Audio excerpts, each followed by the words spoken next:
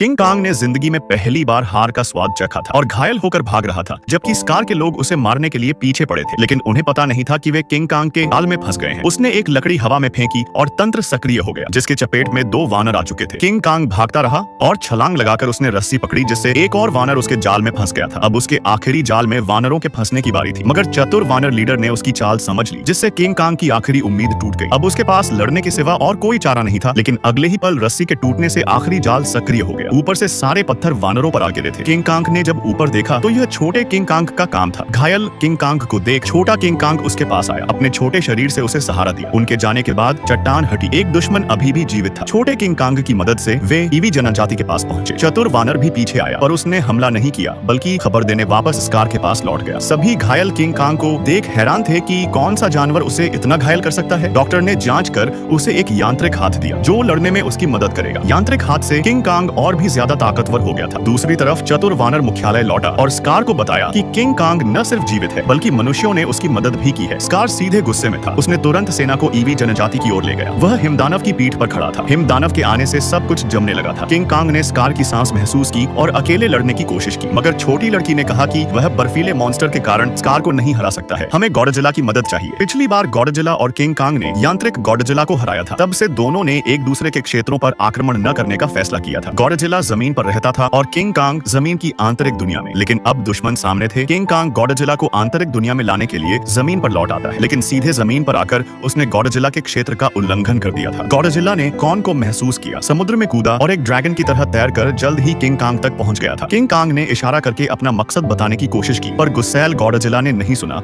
और सीधे उस पर टूट पड़ा, जिस कारण किंग कांग ने समझाना छोड़ दिया और सीधे उसे पीटने लगा, जब तक कि वो उसकी बात न सुन ले। फिर किंग कांग ने उसकी पूंछ पकड़कर उसे जमीन की आंतरिक दुनिया में खींचने की कोशिश की, पर गॉडजिला ने ऊर्जा जमा की और एटॉमिक ब्रेथ छोड़ी। किंग कांग उसके हमले से बचता हुआ भागने लगा। फिर गॉडजिला धुएं से बाहर निकलकर किंग कांग को जमीन पर गिराता है और पैरों तले दबोच लेता है। जैसे ही गॉडजिला फिर हमला करने वाला था, तभी एक रहस्यमयी शक्ति ने उसे दूर फेंक दिया, जिसके अगले पल ही पौराणिक मोथरा प्रकट हुई। दरअसल लड़की ने अपने ईवी रक्त से मोथरा को जगाया था। उसने मोथरा को खतरे की जानकारी दी, जिसके बाद मोथरा तुरंत जमीन पर आई। मोथरा की मदद से किंग कांग और गॉडजिला ने ही अपने बीच की गलतफहमी दूर की और स्कार से लड़ने को तैयार हो गए। दूसरी ओर स्कार ईवी लोगों के गुप्त ठिकाने में घुस गया था। गॉडजिला और किंग कांग भी धरती की आंतरिक दुनिया में पहुंचे, जिसके बाद दोनों पोजीशन लेकर एक दूसरे की ओर लड़ने के लिए आगे बढ़े। घमासान युद्ध शुरू होने जा रहा था।